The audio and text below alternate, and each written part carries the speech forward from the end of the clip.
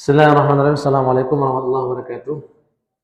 Alhamdulillah nahmaduhu wa nasta'inu wa nastaghfiruh wa na'udzu billahi min syururi anfusina min sayyiati a'malina may yahdihillahu fala mudilla lahu wa may yudlil fala hadiya lahu. Asyhadu an la ilaha illallah wa asyhadu anna Muhammadan 'abduhu wa rasuluh. Allahumma shalli ala Muhammad kama shallaita ala Ibrahim wa ala ali Ibrahim innaka Hamidum Majid.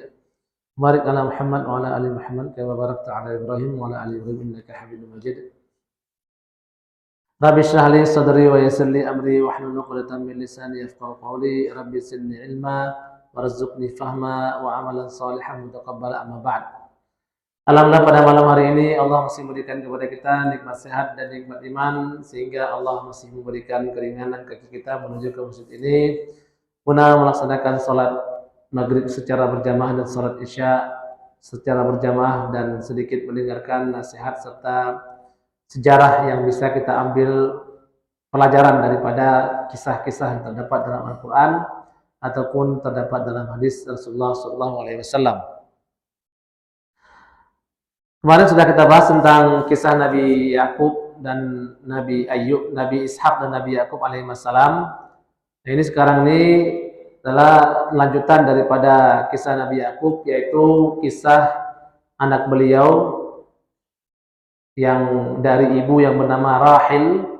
Kemarin kita sudah bahas ya, Nabi Yakub punya 4 istri, Laya, Rahil, kemudian dan 2 budaknya yaitu Balha dan Zulfa. Jadi ini dari hasil pernikahan ini Nabi Yakub memiliki semuanya 12 anak laki-laki dan 1 anak perempuan. Jadi kalau mungkin kita udah bahas kemarin ya, cuma saya ulang sedikit ya. Yang laki-laki dari Laya ada namanya Rubel, kemudian Syam'un, Lawi, Yahuda, Isakhar dan Zabalun. Sedangkan dari Rahil itu ada Yusuf, Bunyamin, dan dari budaknya Rahil ada Dan dan Niftali, dan dari budaknya Laya ada Jad dan Asyir. Ini nama-nama anak daripada Nabi Yakub, yang ini 12 orang inilah nanti akan ada keturunan Bani Israel. Jadi keturunan Bani Israel dari 12 orang ini. Ini ke bawah terus ya sampai hari ini Israel. Itu semua berasal dari 12 orang anak keturunan Nabi Yakub alaihissalam. Maka dari 12 ini 1 orang yang Allah wahyukan dan Allah berikan nikmat paling besar, yaitu kenabian. Dalam Al-Quran, dalam surat Yusuf, ini satu-satunya surat yang menjelaskan terperinci dari A sampai Z lah kalau bahasa kita ya, tentang Nabi. Itu cuma Nabi Yusuf alaihissalam. Adapun nabi-nabi yang lain ada disebutkan tapi dalam ayat-ayat terpisah, surah-surah terpisah. Nabi Musa di banyak ayat, kemudian Nabi Hud juga, Nabi Saleh juga, Nabi Muhammad juga, dan satu-satunya yang Nabi yang diceritakan dalam Quran secara sempurna dalam 1 ayat dan dia sesuai ritmenya, sesuai alur kehidupannya, itu cuman kisah Nabi Yusuf alaihissalam. Dan kisah Yusuf ini tidak diceritakan dalam surat-surat lain. Maka kisah Nabi Yusuf ini merupakan kisah yang paling baik dan paling bagus. Allah mengatakan dalam surat Yusuf, jadi kita bisa buka surat Yusuf ya langsung itu. Nah, jadi nahnu naqussu 'alaika a'udzubillahi minasyaitonir rajim. Alif lam ra tilka ayatul kitabil mubin inna anzalnahu qur'anan arabiyyan la'allakum ta'qilun. Nahnu naqussu 'alaika ahsanal qasasi bima auhayna ilaika hadzal qur'an wa in kunta min qablihi laminal ghafilin. Jadi Allah mengatakan nahnu naqussu 'alaika ahsanal qasas. Jadi kami menceritakan kepada kamu, itu Nabi Muhammad SAW ya, ahsanal qasas, kisah terbaik. Ini kisah terbaik ini bisa jadi kisahnya memang bagus secara umumnya, bisa jadi perjalanan daripada kisah ini sangat indah untuk didengar ya. Karena perjalanannya dan kisah Nabi Yusuf ini kisah yang sangat menarik, antara kisah dari ditahan, kemudian beliau dari ditahan jadi jadi seorang yang besar ya. Artinya kisah Nabi Yusuf ini kita bisa mengambil pelajaran nantinya bagaimana beratnya kehidupan Nabi Yusuf alaihissalam, tapi di finishingnya, di akhir hayatnya, adapun sebelum wafat beliau, Allah mengangkat derajat beliau yang mungkin beliau sendiri tidak menyangka kalau akan terjadi seperti ini. Ini sering terjadi dalam kehidupan kita ya. Orang-orang yang miskin tiba-tiba kaya mendadak ya, atau orang-orang yang kaya mendadak tiba-tiba jadi miskin mendadak. Ini semuanya adalah perjalanan yang dirahasiakan oleh Allah Subhanahu wa taala. Ada orang senang kemudian miskin, ada orang miskin kemudian senang. Seperti misalnya kasus Libya itu, presiden Libya Gaddafi ya, yang 42 tahun berkuasa. Siapa sangka suatu hari beliau akan jatuh daripada kekuasaannya. Bashar Assad yang nyiksa orang Syria yang luar biasa, siapa sangka dia bisa jatuh juga. Yang sebenarnya kita mungkin akan menganggap dia tidak mungkin jatuh, tapi bisa juga. Nah, ini cerita-cerita seperti ini banyak ya, bisa kita lihat di alam kita sekitar ya. Orang yang dulunya ya, kayak dulu tuh ada yang jual jual asongan itu, kopi, kemudian dibilang goblok sama penceramah, tiba-tiba langsung viral, tiba-tiba langsung kaya dia ya. Jadi dari hati langsung kaya. Ini namanya latif. Latif itu apa? Latif itu setiap kejadian yang terjadi pada manusia itu semuanya unpredicted, semuanya tidak bisa diprediksikan. Nah, contoh terbesar yang diceritakan dalam Quran adalah contohnya Nabi Yusuf alaihissalam yang akan kita ceritakan ini. Jadi Allah mengatakan, nahnu naqussu 'alaika ahsanal qasasi, cerita yang paling indah, yang paling bagus, yang paling enak untuk didengar, seolah-olah ini cerita dalam sinetron kalau bahasa kita. Tapi ini memang terjadi, yaitu kisah Nabiullah Yusuf alaihissalam. Jadi cerita Nabi Yusuf alaihissalam ini adalah cerita yang dimulai dari kejadian. Yaitu kejadian apa? Kejadian daripada mimpinya Nabi Yusuf alaihissalam yang kemudian ditakwilkan oleh ayahnya yaitu Yakub, yaitu isqala Yusuf li abihi ya abati inni ra'aitu ahada 'ashara kawkaban wasyamsa wal qamara ra'aituhum li sajidin. Surah Yusuf ayat 4 ya. Qala ya bunayya la taqsus ru'yaka 'ala ikhwatika fayakidu laka kaida. Inna syaitana lil insani aduwwun mubin. Wa kadzalika yatabika rabbuka wa yu'allimuka min ta'wil ahadits wa yutimmu ni'matahu 'alaika wa 'ala ali yaquba kama atammaha 'ala abwaika min qablu Ibrahim wa Ishaq inna rabbaka 'alimun hakim. Nah, ini cerita daripada surat Yusuf dari surat 4 sampai 5 ya. Jadi kalau kita bahas sejarah Yusuf ini agak mudah karena memang di satu surat ya. Berbeda dengan nabi-nabi yang lain harus buka surat ini, buka ini enggak, kita langsung satu surat. Jadi seolah-olah kita seperti lagi mentafsirkan surat Yusuf. Nah, tapi tentunya kita ringkaskan ya karena memang tidak mungkin kita tafsirkan semua karena memang agak panjang ya. Jadi waqad dhahaba ta'ifatun minal ulama ila annahu lam yakun fihim nabiyyun ghairu. Jadi nabi sepakat para ulama, ini sepakat ya, bahwasanya tidak ada nabi selain Nabi Yusuf alaihissalam yang Allah wahyukan sebagai nabi. Ya, dari keturunan Nabi Yakub. Nah, buktinya apa? Buktinya perkataan daripada Rasulullah sallallahu alaihi wasallam yang mensifati Nabi Yusuf alaihissalam. Nah, disebutkan oleh Imam Ahmad. Ini kemarin sudah kita baca sedikit ya. Yaitu Rasulullah mengatakan Al-Karim. Jadi Nabi Yusuf ini dijuluki sebagai Al-Karim. Apa Al-Karim itu? Yang mulia. Al-Karim, Ibnul Karim, Ibnul Karim, Ibnul Karim, Yusuf bin Yaqub bin Ishaq bin Ibrahim alaihissalam. Jadi Nabi Yusuf itu adalah siapa? Al-Karim, orang yang mulia, anak daripada orang yang mulia, anak daripada orang mulia, yaitu Yusuf bin Yakub bin Ishak bin Ibrahim. Jadi ini namanya silsilah zahabiyah, artinya rentetan ataupun tali keturunan yang terbaik. Jadi tidak ada ya, tidak ada nabi yang keturunannya tuh terus anak sampai cucunya tuh nabi terus, nggak ada. Kecuali Nabi Yusuf alaihissalam. Nabi Yusuf nabi, Nabi Yakub nabi, Nabi Ishak nabi, Nabi Ibrahim nabi, itu sampai situ. Nah, jadi tidak ada nabi yang seperti ini. Jadi kalau kita bilang keturunan terbaik, siapakah keturunan terbaik? Maka kita katakan keturunan terbaik adalah keturunannya Nabi Yusuf alaihissalam. Tapi kalau kita bilang siapa nabi terbaik? Nah, nabi yang paling terbaik adalah tentunya Nabi Muhammad SAW, Khatimul Anbiya. Nah, ini jadi dibedakan ya.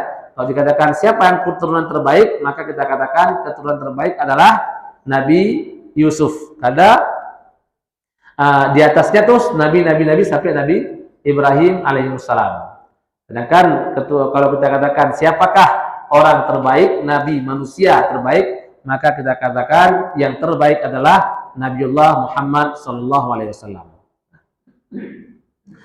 Jadi Nabi Yusuf alaihissalam melihat bermimpi, ya, melihat apa? Itu ketika beliau masih kecil, tapi tidak disebutkan ya berapa kira-kira umur beliau itu. Yang jelas umur beliau itu masih ya mungkin di bawah 10 lah, di bawah 10, tidak disebutkan berapa umurnya ya. Apa kata beliau? Ahada asyara kawkabahu wasyamsa wal qamar. Jadi ada 11 Jadi ada asyara kawkab, ada 11 bintang itu yang apa namanya yang sujud kepada beliau ya. Wasyamsa wal qamar, dan ada matahari dan bulan. Nah, jadi ini maksudnya Pak ahada asyara Pak, saudara-saudara Nabi Yusuf alaihissalam. Tadi kita katakan Nabi Yusuf ada 12 saudara. Jadi 12 saudara ini saudara kandungnya Nabi Yusuf alaihissalam, seayah dan seibu, yaitu yaitu Bunyamin. Jadi Bunyamin anak daripada Rahil, Yusuf anak daripada Rahil, sedangkan yang lain adalah anak daripada istri yang lain. Nah, semuanya ada 11 selain Nabi Yusuf alaihissalam.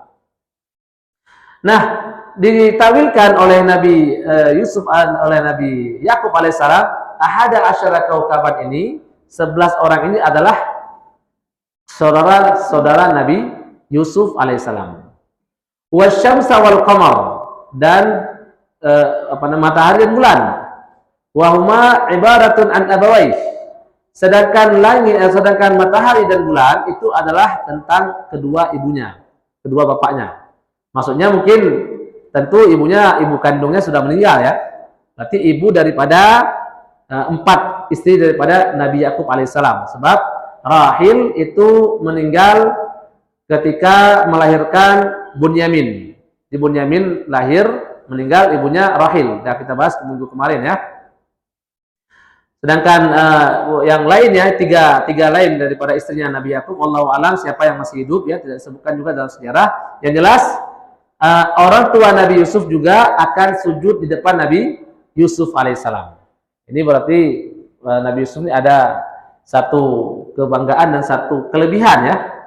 Falam mastaiqadha qassaha ala abi. Jadi setelah bangun dia cerita kepada bapaknya, fa'arifa abuhu annahu sayanalu manzilatan 'aliyatan wa rif'atan 'azimatan. Jadi ketika Nabi Yusuf bangun, dia ceritakan kepada ayahnya, Nabi Yakub langsung tahu. Ya, karena kan ini firasat seorang nabi ya. Seorang nabi itu, tadi kita bilang kemarin sudah kita katakan mimpi itu ada 3 ya. Ada mimpi daripada malaikat, daripada ataupun daripada Allah ya, atau mimpi daripada setan, atau mimpi daripada khayalan yang kita lihat di dunia masuk dalam mimpi. Nah, kalau mimpi daripada Allah itu benar. Makanya ada mimpi, kalau kita mimpi buruk, maka ludah ke kiri dan berdoa, Allahumma inni a'udzubika min su'i hadzal ru'yah. Ya Allah, aku berlindung kepada Engkau dari keburukan mimpi ini. Nah, kemudian kalau sudah kita berdoa itu, jangan ceritakan mimpi buruk kepada orang lain. Nah, begitu juga dengan mimpi baik. Kalau kita mimpi baik, nggak boleh cerita dengan sembarang orang. Karena kenapa? Kalau kita ceritakan mimpi baik kita kepada orang yang tidak suka bahkan sama kita, justru akan datangkan hasad dari diri dia kepada kita. Ini hasad ini luar biasa ya. Nah, inilah yang dikatakan oleh Nabi Yakub alaihissalam. Nabi Yakub ini tahu nih bahwasanya anaknya ini akanlah anak yang suatu hari akan punya kedudukan besar. Ya, Nabi Yakub dengan feeling firasatnya yang tajam ya, seorang nabi langsung tahu ketika diceritakan tentang mimpi anaknya Yusuf alaihissalam. Apa pesan daripada Nabi Yakub kepada anaknya Yusuf? Fa'amara bikitmaniha wa alla yakussaha ala ikhwatihi. Jangan ceritakan mimpi ini kepada saudara-saudara kamu. Ya. Jadi saya begini ya, Nabi Yusuf ini Nabi anak kesayangan Nabi Yakub alaihissalam. Sebenarnya Nabi Yakub ini enggak pilih kasih. Jadi enggak ada istilahnya anak yang dimanjakan, Yusuf dimanjakan, enggak gitu. Tapi dengan kebaikan Nabi Yusuf, kesopanannya, tambah lagi dia tampan, ya. Jadi inilah yang membuat Nabi Nabi Yakub alaihissalam sangat mencintai kepada Nabi Yusuf. Jadi bukan bukan beliau tuh pilih kasih, bukan. Karena itu masalah hati. Ya kita juga lah, kita lihat ya. Kita sendiri, kita ini kalau kita lihat ada anak kita itu yang kira-kira bagus, sopan, baik, apapun yang kita perintahkan dia lakukan, nggak pernah angkat suara, pasti kita lebih suka anak ini daripada anak-anak yang lain. Tetapi dalam hal duniawi tetap harus berlaku adil. Kalau dikasih anak ini 10.000, yang ini juga 10, harus rata. Jangankan kita, Nabi Muhammad saja dalam hal hati itu nggak sanggup beliau. Nah, beliau Sayyidah Aisyah radhiyallahu anha itu adalah wanita yang sangat-sangat dicintai beliau. Ya, kenapa? Ya berbagai macam lah sebabnya. Artinya apa? Secara undian, secara hak duniawi Rasulullah akan sama ratakan. Tapi masalah hati tidak bisa disamakan. Sama juga seperti kasus Nabi Yusuf ini. Wajar kalau Nabi Yakub alaihissalam mencintai Nabi Yusuf daripada yang lain, padahal Nabi Yakub tidak pernah menampakkan kecintaannya kepada Nabi Yusuf. Nggak ada istilahnya yang keistimewaan kalau baju lebih bagus Nabi Yusuf daripada yang lain, nggak ada seperti itu. Karena kita seorang tua, kalau kita berikan kepada anak kita yang kita cintai lebih daripada anak yang lain, itu kita dosa. Ini kita zalim namanya. Nah, Nabi Yusuf tidak melakukan itu, Nabi Yakub tidak melakukan itu, tapi karena kecintaannya itu akhirnya tercium oleh oleh para saudara-saudaranya. Ini Nabi Yusuf ini lebih dicintai ya.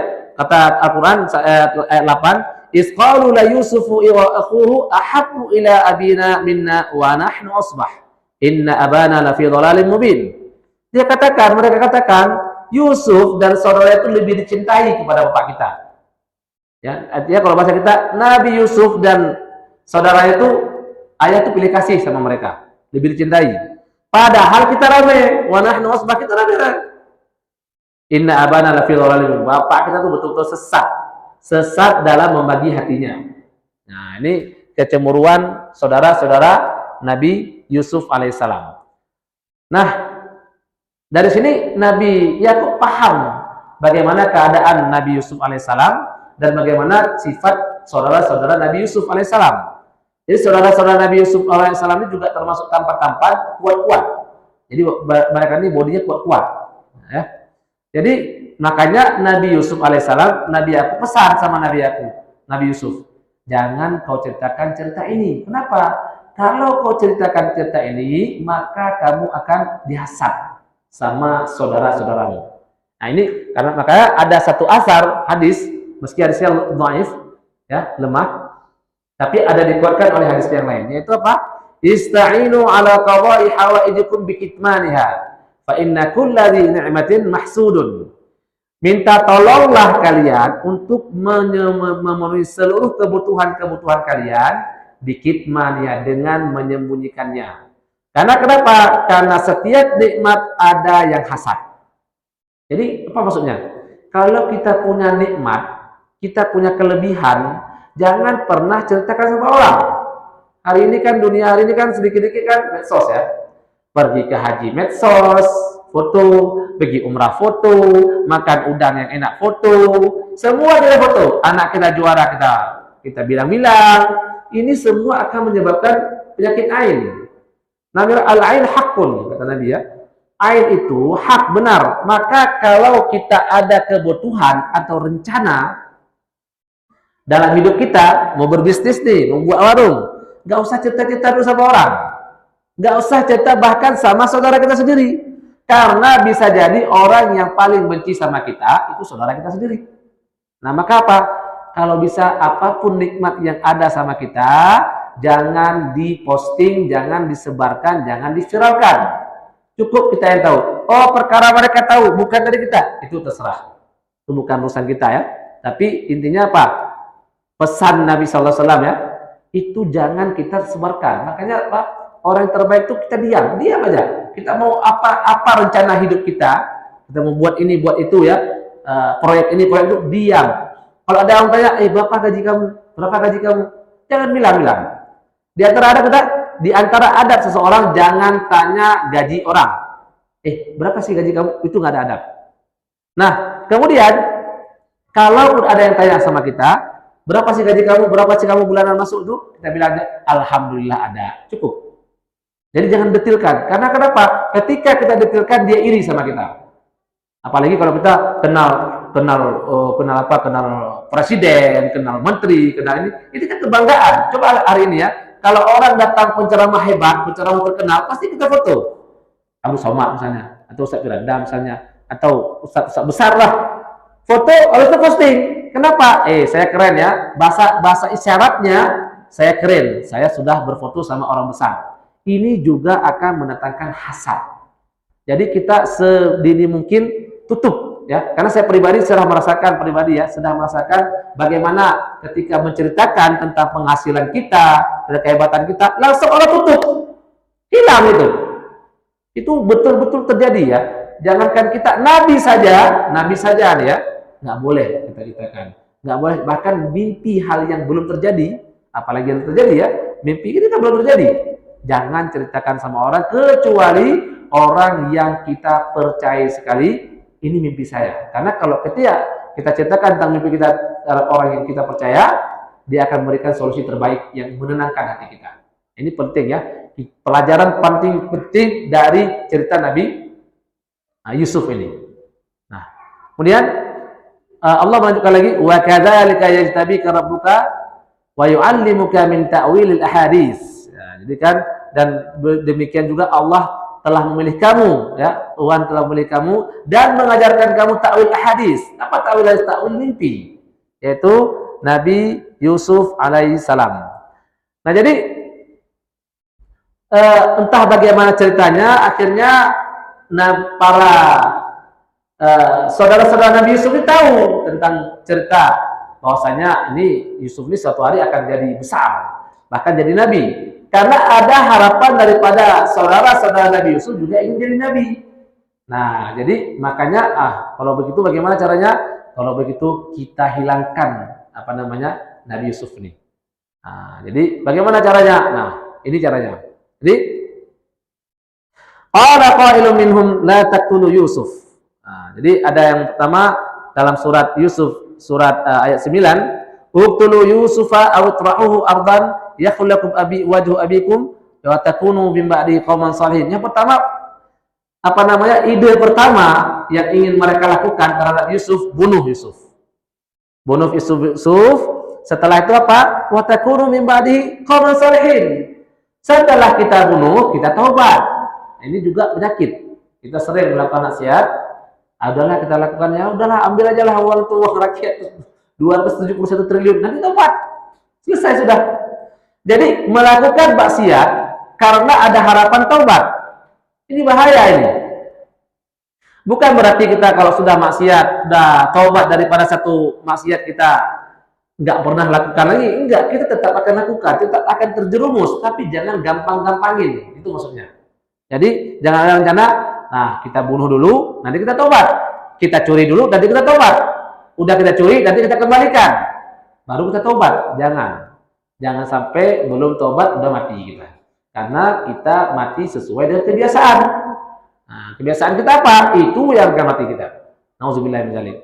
Tentunya kita selalu berdoa sama Allah, maka terlalu seru beristighfar karena maksiat yang kita sudah tobat, kembali lagi istighfar lagi, tobat lagi. Nah, ini saudara-saudara Nabi Yusuf rencananya setelah bunuh Nabi Yusuf mereka tobat. Akhirnya ada yang mengatakan, ada yang baik. Qala qailun minhum la taqtulu Yusufa wa alquhu fi ghayabatil jubbi yaltaqithu ba'd as-sayyarah in kuntum fa'ilin. Jadi semua dari 11 saudara Nabi Yusuf kecuali Bunyamin. Bunyamin enggak masuk, berarti 10 ya. Bunyamin enggak masuk dalam komplotan itu yang merencanakan pembunuhan Yusuf. Sebab Bunyamin adalah adiknya Nabi Yusuf. Nah, jadi 10 orang duduk rencana mereka. Pandangan pertama bunuh saja Yusuf. Yang kedua jangan bunuh Yusuf, tapi kita campak aja dalam sumur yang dalam, nanti dia diambil sama orang yang berjalan, dijual, selesai sudah. Yang karena apa? Intinya satu. Intinya Yusuf jauh daripada kita. Jadi nggak usah bunuh. Kalau bunuh itu udah parah ya. Nah, siapa yang mengatakan qala qailun minhum? Ada beberapa pendapat ulama ya. Di antaranya ada yang mengatakan itu adalah Syam'un. Ada juga yang mengatakan Yahuda. Tapi pendapat yang paling kuat tuh yang mengatakan jangan bunuh Yusuf adalah Robel. Namanya Robel itu anak paling tua Nabi Yakub alaihissalam, namanya Robel. Dialah yang mengatakan la taqtulu Yusuf, jangan kamu bunuh Yusuf. Nah, ini kalau di cerita ahli kitab, Robel ini maksudnya apa? Tujuan Robel ini supaya Nabi Yusuf itu dicampak ke sumur, nanti dia bisa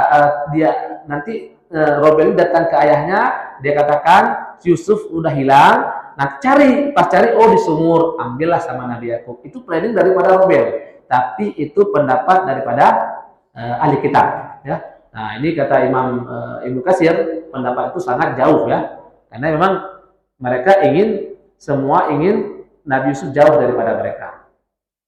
Nah, sesuai dengan Quran, berarti kalau kita pandang Quran, jangan bunuh tapi jauhkan. Gimana cara jauhkannya? Campak dia ke dalam sumur. Nah, jadi pas ketika ada campak ke sumur ya. Jadi sebelum mereka lakukan aksi, ya mereka cari alasan bagaimana caranya mengambil Yusuf dan bawa Yusuf ke jalan-jalan. Karena Nabi Yakub ini kalau nggak lihat Nabi Yusuf sedih dia. Saking sayangnya sama Nabi Yusuf alaihissalam. Nah, akhirnya mereka sepakat. Bagaimana caranya? Ya abana, ma laka la ta'manna ala Yusuf? Wa inna lahu lanasihun. Wahai bapak kami, kenapa kamu nggak percaya sama kami? Ya, kami ini orang baik. Ya, kami ini orang baik akan menjaga Yusuf. Arsilhu ma'ana ghadan yarta' wa yal'ab wa inna lahu lahafizun. Ayo, kami bawa, kami main-main, kami akan jaga dia. Ya. Karena kami orang kuat. Nah, jadi ya kalau kita bilang baik saudara-saudaranya ini, kenapa baiknya? Baiknya karena nasihat mereka supaya Nabi Yusuf jangan boring sekali di rumah. Ya, jangan terlalu boring di rumah. Ayo jalan-jalan. Kita berburu dan enak lah ya. Nah, akhirnya awalnya Nabi Yakub dengan firasat kenabiannya tentu tidak setuju. Tapi ya karena udah dipaksa bagaimana, akhirnya Nabi Yakub menyetujui. Apa kata Nabi Yakub? Inni la yahzununi an tazhabu bihi wa akhafu ay yakula dhi'bu wa antum anhu ghafilun. Kalau kalian buat dan dia bawa dia, saya sedih. Kalau kalian lagi lalai main, ternyata dia dimakan oleh serigala. Nah, apa kata mereka? Nggak mungkin. Kami ini rame, kami ini orang kuat. Masa kami bisa meninggalkan adik kami dimakan oleh oleh serigala? Ini janji daripada orang-orang saudara Nabi Yusuf. Akhirnya dia udah bawalah. Nah, setelah dibawa, akhirnya falamma dhahabu wa ajma'u ay yaj'aluhu fi ghayabatil jubbi wa auhayna ilaihi lanunabbi annahum bi amrihim hadza wa hum la yash'urun. Maksudnya gini, ketika mereka datang, mereka pergi sampai udah akhirnya Nabi Yusuf dicampak ke dalam sumur. Nah, sumur itu ada batu besar. Jadi sumur kering, ada batu besar, situ berdiri dia. Nabi Yusuf alaihissalam berdiri di situ. Nah, Allah bilang latunabbi annahum bi amrihim hadza wa hum la yash'urun. Suatu hari cerita ini yang mereka lakukan yaitu ingin mencampakkan Yusuf ke dalam sumur, bahkan ingin membunuh, akan diceritakan sekali lagi. Mereka nggak sadar. Artinya apa? Mereka nggak sadar kalau suatu hari Nabi Yusuf ini akan jadi orang besar dan ingat tentang titah ini. Nah, ya, ini yang saya katakan tadi ya. Takdir Allah itu tidak bisa diprediksikan. Jadi mungkin menurut mereka udahlah, udah hilang Yusuf, udah jauh dia, kita nggak perlu lagi hubungan sama Yusuf, selesai sudah. Nah, akhirnya dicampak ke dalam batu tadi ya, ke dalam batu yang dalam sumur tadi.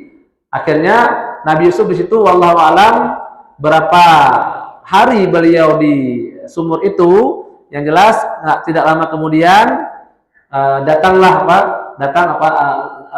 saya orang pedagang ya, pedagang yang lewat.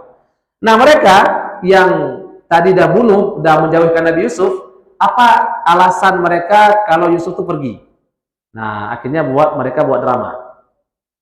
Apa? Ya abana inna zahabna nastabiqu wa tarakna Yusuf inda mata'ina. Jadi ketika kita main, akhirnya kita tinggal Yusuf, akhirnya Yusuf dimakan sama serigala, waja'u ala qamisihi bidamin kadhib, dan dibawalah baju yang darahnya itu dilumuri oleh darah kambing, dibunuh kambing kemudian dilumuri. Nah, tapi mereka itu ya namanya bohong ya. Bohong itu bagaimanapun sedetil apapun bohong, itu pasti ada celahnya, pasti ada. Ya kalau kayak hari ini masalah ijazah palsu, sebagaimanapun disembunyikan pasti ada celahnya. Mau bagaimanapun ada celahnya pasti yang akan diketahui sama orang kebohongan itu. Maka kata-kata ulama apa? Afatul kadzib an-nisyan. Ya. Penyakitnya berbohong adalah lupa. Artinya ada celah yang bisa kita masuk untuk membuka kebohongan itu. Apa di antara kebohongan mereka? Mereka bilang Nabi Yusuf dimakan sama serigala. Tapi bajunya nggak koyak, nggak robek. Dilupa dia. Bajunya nggak robek. Nah, ini darah Nabi Yusuf. Nabi Yakub itu sudah tahu kalau suatu hari Nabi Yusuf ini akan jadi orang besar, akan jadi nabi, semua akan sujud depan beliau. Maka beliau tidak percaya, Nabi Yakub sama sekali tidak percaya. Awalnya rencana mereka ini, kalau sudah jauh Nabi Yusuf daripada ayah kita, maka ayah kita cinta kepada kita. Nabi Yusuf dilupakan, ternyata tidak. Justru gara-gara ini Nabi Yusuf semakin sebenarnya fasaburun jamil. Apa fasaburun jamil? Sabar yang indah, sabar yang cantik ya. Pak, jadi Nabi Yakub menahan beratnya cobaan dengan menghadapi anak-anak durhaka. Dua cobaannya, menghadapi anak-anak durhaka dan menghadapi anak yang hilang. Bagaimana anak hilang? Ya, anak kesayangan. Tadi minggu kemarin sudah saya ceritakan kisah paman saya itu yang hilang anaknya tuh cuma 2 bulan ya, nggak tahu berita, paspor nggak ada, apapun nggak ada, di Malaysia 2 bulan. Anak itu masih kecil ya, usianya di bawah 20 tahun. Itu beliau nangis sampai rusak matanya, operasi matanya, saking sedihnya ya. Jadi bayangkan Nabi Yusuf alaihissalam, Nabi Yakub, ada yang mengatakan perpisahan antara Nabi Yakub dengan Nabi Yusuf itu kira-kira 40 tahun. Ada yang mengatakan 20 tahun. Ada yang mengatakan 35 tahun, ada yang mengatakan 80 tahun namanya. Coba kalau bayangkan betul, kalau kita ambil angka tertinggi, 80 tahun Nabi Yakub berpisah dengan Nabi Yusuf, itu kita nggak bisa bayangkan. Nggak bisa bayangkan bagaimana sedihnya Nabi Yakub sampai wabiyaddat ainah, ya, sampai mata beliau tuh putih, saking sedihnya, sedih terus. Maka dikatakan dalam Quran, fasaburun jamil. Beliau tuh sabar ya, sabar, tidak mengutuk anak-anaknya, tidak membunuh anak-anaknya. Jadi udahlah, biarlah beliau sabar. Nah, akhirnya Nabi Yusuf alaihissalam sudah di sumur ya. Nabi Yakub juga tidak tahu di mana Nabi Yusuf. Ini menandakan Nabi tidak tahu alam gaib. Ya, jadi Nabi Yakub tidak tahu kalau anaknya akan dibunuh, kalau rencana mereka seperti itu dan di mana Nabi Yusuf alaihissalam. Nah, kemudian tidak lama kemudian waja'at sayyaratun fa arsalu waridahum fa adla dalwa. Qala ya bushra hadza gulam wa asarruhu bidha'ah wallahu alimun bima ya'malun. Jadi datang ada kafilah dagang ya, datang kemudian ada sumur, dimasukkanlah timba ke dalam sumur tersebut. Ketika dimasukkan timba ke dalam sumur tersebut, Nabi Yusuf alaihissalam itu naik ke dalam timba tadi. Ya. Naik ke dalam timba tadi, kemudian pas diangkat, keluarlah anak yang sangat-sangat tampan. Sangat tampan. Tidak ada. Jadi ketampanan Nabi Yusuf alaihissalam itu sudah kita katakan setengahnya Nabi Adam. Nabi Adam tentu yang paling tampan. Karena beliau satu-satunya yang langsung Allah ciptakan. Nah, Nabi Yusuf alaihissalam setengahnya diberikan kepada Nabi Yusuf, orang yang sangat-sangat tampan. Jadi kita ulangi, Nabi manusia yang tertampan itu Nabi Yusuf alaihissalam, perempuan tercantik adalah Sarah.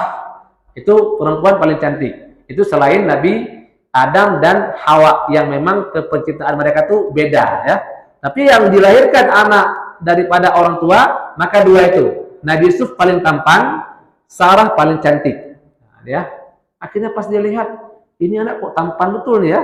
Nah, akhirnya pas dilihat itu datang abang-abangnya tadi. Apa bilang abangnya? Ini budak kami yang lari. Udah kalian ambil, kami jual aja lah. Nah, kan dijual lah Nabi Yusuf kepada pedagang-pedagang tadi. Darahim ma'dudah, dibeli dengan harga yang murah karena dikiranya ini anak, padahal kalau dijual dengan harga yang mahal pasti mau mereka karena nih anak ini tampannya luar biasa. Akhirnya dibelilah sama pedagang tadi ya, akhirnya dijual. Jadi singkat cerita dari beli, kemudian ada yang katakan dijual seharga 22 dirham. Ada yang mengatakan 40 dirham, ada yang mengatakan 20 dirham, dibagi-bagi ya. Intinya sedikit, murah harganya. Akhirnya dibawalah Nabi Yusuf alaihissalam. Wa qala allazi ishtarahu min Misr limra'ati akrimi maswah. Nah, pas ketika jalan-jalan itu ada pejabat Mesir, Azizu Misr. Azizu Misr itu mungkin artinya lebih kurang Perdana Menteri mungkin ya. Jadi saya nggak dapat yang pas kalau untuk hari ini. Dia itu menguasai keuangan. Ya kalau kita hari ini kan Menteri Keuangan ya, tapi jabatannya kalau dibandingkan kita hari ini, jabatan Menteri Keuangan itu hampir sama dengan Perdana Menteri. Ya, gitulah kira-kira ya. Jadi namanya siapa? Namanya Itfir bin Ruhib. Jadi ada pejabat Mesir namanya Azizul Misr, yaitu Perdana Menteri Mesir ya, ataupun perbendaharaan Mesir, namanya Itfir bin Ruhib, lagi jalan sama istrinya. Nah, istrinya ini siapa? Istrinya namanya Zulaikha. Ada yang mengatakan Ra'il bintu Ra'il, ada yang mengatakan namanya Zulaikha. Zulaikha ini siapa? Zulaikha ini adalah keponakannya Raja Mesir yang bernama Rayyan bin Walid. Ya, keturunan daripada Amalik, keturunan daripada Nabi Hud alaihissalam. Jadi Rayyan ibnul Walid punya kakak, nah kakaknya punya anak namanya Zulaikha. Zulaikha adalah perempuan yang sangat cantik, ya, nikah sama Itfir. Nah, akhirnya pas dilihat oleh Zulaikha dan Itfir, udahlah beli anak ini, ya, dibeli sama anak ini sama pedagangnya namanya Malik bin Zu'ar. Ini yang jual ya, yang jual Nabi Yusuf namanya Malik bin Zu'ar bin Twib. Nah, akhirnya dibelilah kata Aziz tadi ya, asa ayyam fa'ana aw nattakhizahu walada. Semoga dia bermanfaat bagi kita atau kita jadikan sebagai anak. Nah, karena Kitfir ini tidak punya anak. Jadi satu riwayat mengatakan Zulaikha ini dia ini mandul, si Kitfir ini mandul. Dia enggak pernah setubuhi. Mandul ini mungkin impoten bahasa kata ya. Mungkin impoten karena kenapa?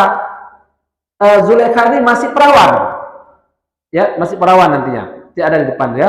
Jadi Kitfir ini dia mandul. Makanya feelingnya Kitfir kalau Yusuf ini akan bermanfaat ini dikatakan oleh Ibnu Mas'ud, firasatnya benar. Nah, firasatnya Kitfir ini benar. Akhirnya dibawalah Nabi Yusuf alaihissalam menuju ke istana raja. Coba bayangkan ya, kita bilang ya, ini kelebihan Nabi Yusuf pertama. Dari Palestina tadi, tempat yang panas, nggak ada apa-apa, miskin ya, beliau akhirnya dicampak ke sumur untuk diletakkan ke dalam istana. Meski statusnya sebagai budak, tapi budaknya budak spesial. Nah ini ya, ini kita katakan kelebihan daripada Nabi Yusuf alaihissalam. Nah, makanya kata Allah, wallahu ghalibun ala amri, Allah yang menguasai perkaranya. Ya, meski mereka ingin menghilangkan jejak Nabi Yusuf, ingin menjauhkan Nabi Yusuf, tapi ternyata Allah mengangkat derajat Nabi Yusuf. Walakinna aktsaran nasi la ya'lamun. Tapi orang tidak tahu. Walamma balagha ashuddahu atainahu hukman wa ilma wa kadzalika najzil muhsinin. Ketika Nabi Yusuf sudah dewasa, berarti usia Nabi Yusuf ketika diambil sama Zulaikha itu belum dewasa, masih anak-anak. Jadi mungkin 10 tahun ya, 10 tahun. Nah, walamma balagha ashuddahu, ketika beliau sudah dewasa. Nah, dewasa ini ada beberapa ulama mengatakan, ada mengatakan 40 tahun umur beliau, ada yang mengatakan 20 tahun, ada yang mengatakan 18 tahun. Ini ada beberapa pendapat tentang umur beliau ketika dikatakan dewasa ya. Nabi Yusuf alaihissalam dewasa. Nah, ketika Nabi Yusuf sudah dewasa, ternyata wajahnya makin tampan. Sahabat sangat tampan. Nah, sehingga Zulaikha ini yang terus-menerus mendekat dengan Nabi Yusuf, terus-menerus bersandar sama Yusuf, lihat bagaimana Nabi Yusuf itu latihan perang, beliau yang mengatur budak-budak yang lain, itu selalu dilihat sama Zulaikha. Akhirnya apa yang terjadi? Akhirnya Zulaikha jatuh cinta kepada Nabi Yusuf alaihissalam. Ingat ya, Zulaikha ini mungkin lebih tua daripada Nabi Yusuf, tapi tidak pasti berapa umurnya, berapa beda umurnya. Tapi yang kita katakan, yang namanya istri pejabat, apalagi istri raja, itu walaupun sudah tua, masih muda wajahnya. Ya skincare-nya lah, tak apalah ya, tidak pernah kerja capek ya, sebagainya.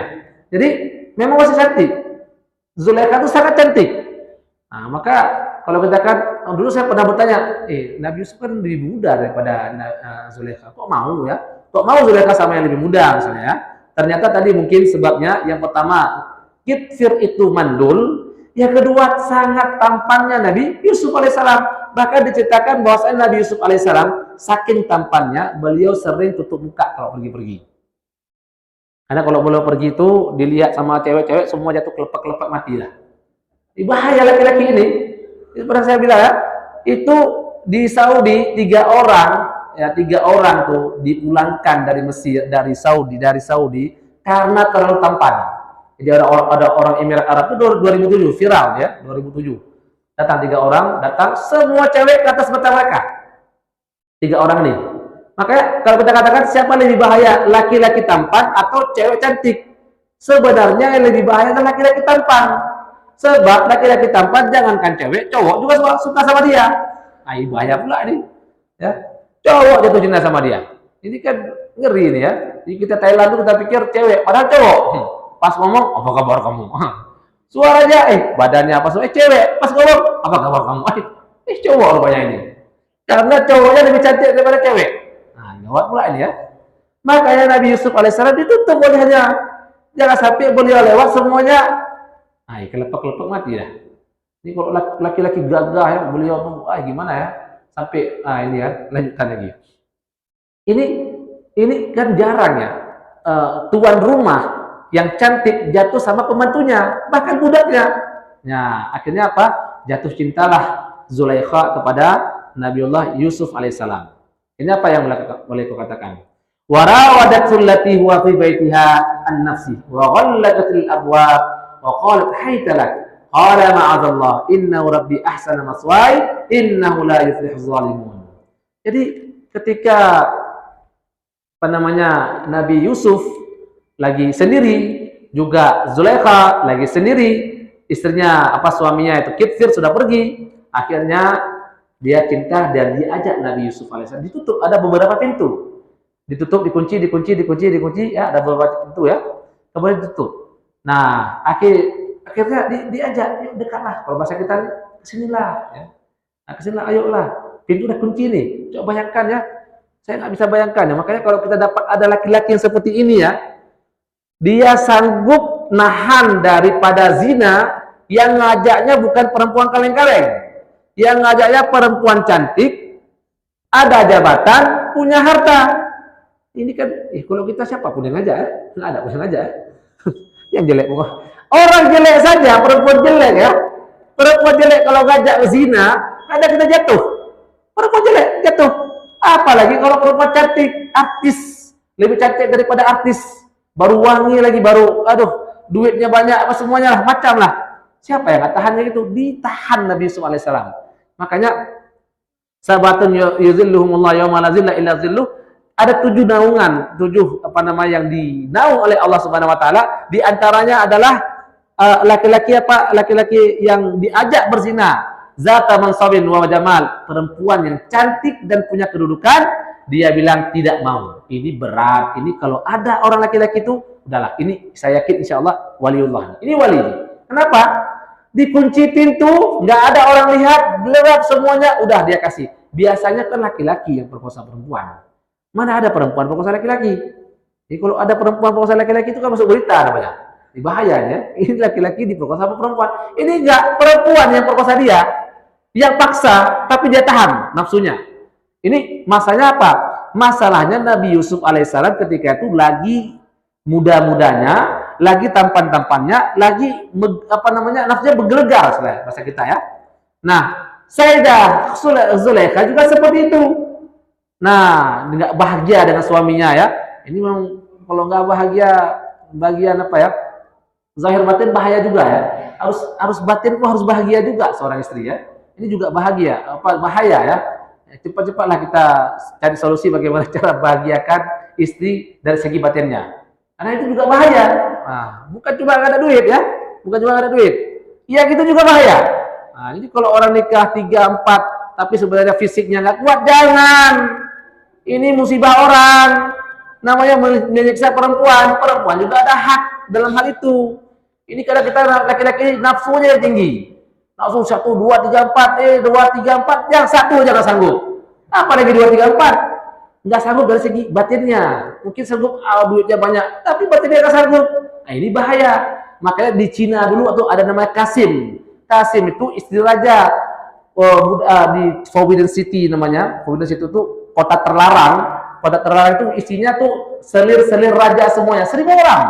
Istri dia semua itu. Nah, akhirnya yang jaga selir-selir itu dikebiri, laki-laki itu dikebiri. Kenapa? Jangan sampai selingkuh. Ini raja pada sanggup semuanya. Ya, apa kayak Nabi Sulaiman? Nabi Sulaiman itu dalam satu malam sanggup menyetubuh istrinya itu 70 orang. Ini Nabi. Kalau kita laki-laki yang nggak sanggup lah segitu ya. Ya paling ini orang ya. Nah, ini pakai dikebiri supaya apa? Jangan selingkuh sama selirnya. Nabi Yusuf alaihissalam sanggup dia tahan, tidak melakukan zina dengan Zulaikha yang udah di depan mata ini. Kalau bahasa kita hari ini mungkin maaf lah, sudah pakaian seksi, tinggal dieksekusi aja. Alhamdulillah, nggak mau beliau. Dia tahan nafsunya ini untuk menjaga, karena Tuanku tuh berbuat baik kepadaku. Ya, Tuanku berbuat baik ini, ada yang mengatakan Rabbi ini Tuhan, ada yang mengatakan Tuan. Tuannya ini berbuat baik kepadanya, atau Allah telah berbuat baik kepada Nabi Yusuf alaihissalam. Nah, maka beliau teringat dengan itu. Tidak, padahal Nabi Yusuf juga sudah ada mulai rasa suka sama Zulaikha ini. Falamma hamma wa hammat biha. Jadi udah mau Zulaikha udah nafsunya udah tinggi ya, dan Nabi Yusuf juga sama. Nah, laula an ra'a burhana rabbi, ya, kalau enggak lihat dalil Tuhanku, maka akan jatuhlah Nabi Yusuf alaihissalam. Kenapa? Karena itu adalah hidayah daripada Allah. Ingat dia sama Allah, sehingga dia jauhi perbuatan tersebut. Nah, zina ya. Ini mungkin insya Allah cerita tentang Zulaikha akan kita lanjutkan minggu depan ya. Gini ya, dalam bab mimpi ini kan ada tuh orang Pakistan tuh, entah siapa namanya tuh. Dia tuh mimpikan, di mimpi katanya akan terjadi kiamat dan sebagainya. Lupa namanya tuh ya. Ada istilahnya tuh viral tuh ya. Orang Pakistan. Siapa namanya? Nah, itu namanya dia. Jadi sebenarnya mimpi yang benar, kata dalam hadis ilal mubasyirat, mubasyirat itu kabar gembira. Mimpi yang memang itu terkait dengan pribadi kita yang tidak ada hubungan dengan syariat. Adapun seperti patah gigi, kalau lihat di patah ular mati jodoh dan sebagainya ya, itu bisa benar bisa tidak. Sebab tadi kita katakan mimpi tadi yang itu memang ada ya, karena dalam tafsir mimpi itu yang terkenal mengarang kita tafsir mimpi itu diantaranya adalah Imam Ibnu Sirin namanya. Beliau ada kitab judulnya Tafsirul Ahlam, mimpi. Cuman mimpi yang beliau ceritakan itu berdasarkan mungkin pengalaman beliau yang memang terjadi ya. Juga kita mungkin bisa jadi ya, kalau tanggal ini biasanya seperti itu, tapi itu tidak mesti. Tapi bisa jadi ya, tapi bisa, karena tadi kita kalau kita tidur tadi pakai doa ya dan sebagainya ya dengan wudu dan kemudian tidak menghayal ya, mungkin bisa saja mimpi ini akan terjadi. Nah, kalau bagian tadi patah gigi itu memang tidak disebutkan dalam syariat ataupun dalam hadis ya. Kalau patah gigi berarti dia begini, itu tidak ada. Artinya jangan sampai nanti ketika kita mimpi patah gigi, oh kayaknya dia ada akan meninggal. Sehingga apa yang terjadi? Kita susah jadinya. Jika susah nih gimana? Maka Syekh Utsaimin pernah bilang, kalian jangan pernah berpegang kepada mimpi, apalagi mimpi itu mimpi yang buruk. Tapi kalau mimpi bagus silakan. Kalau mimpi patah gigi berarti kan ada yang meninggal, sedih lah kita. Orang tua kita meninggal sedih, jadi kebawa kepikiran. Maka sebaiknya itu kan hanya kebiasaan, ada yang iya, ada yang tidak. Jangan kita bawa itu pasti, jangan pasti. Tapi adapun ada mimpi-mimpi yang aneh gitu ya, yang kira-kira kita jelas ya, yang itu menggambarkan apa yang terjadi pada masa depan. Maka mimpi tadi, adab mimpi, ceritakan sama orang yang kita percaya. Supaya dia bisa memberikan semangat. Ini kamu mimpinya begini-begini artinya. Nah, yang dia artikan ini bisa benar, bisa tidak. Cuma dengan pengalaman dan firasatnya karena dia orang saleh, insya Allah 80% itu benar. Nah, ini kalau kita bertanya sama orang yang soleh. Jangan bertanya tidak orang soleh, enggak, jangan. Karena kalau bukan orang yang paham agama, kalau dia selalu mimpinya akan dia katakan, oh ini buruk. Sakit hati kita dengar ya. Jadi pengalaman saya pribadi Pak ya, sebelum sana. Dulu saya pernah mimpi di Mesir dulu ya. Kita mau coblos untuk jadi petugas haji.